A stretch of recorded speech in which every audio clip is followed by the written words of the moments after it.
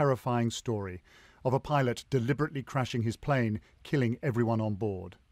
As recovery work got underway for a second morning, the French prosecutor described a flight which appeared entirely normal until the pilot left the cockpit to go to the bathroom and wasn't allowed back.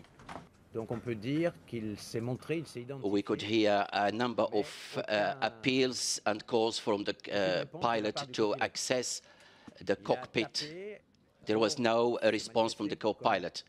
He knocked on the door and demanded that the door should be open, and there was no response from the co-pilot.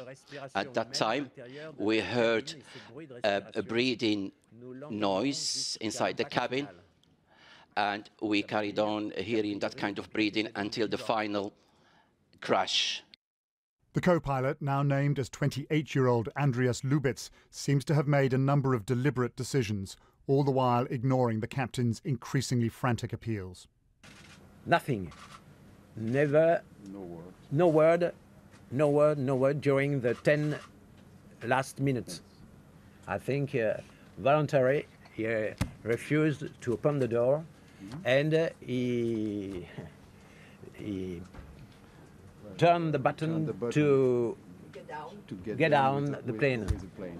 With screams heard at the very end of the cockpit recording, the plane hit the mountain at 700 kilometers an hour. This disaster, now a case of homicide. He operated this key and this button for a reason that we don't know yet. But we can analyze it that the intention was to destroy this plane. The German police are already outside what's thought to be the co-pilot's house, looking for clues as to what may have been going through the young man's mind, questions inevitably being asked about his background.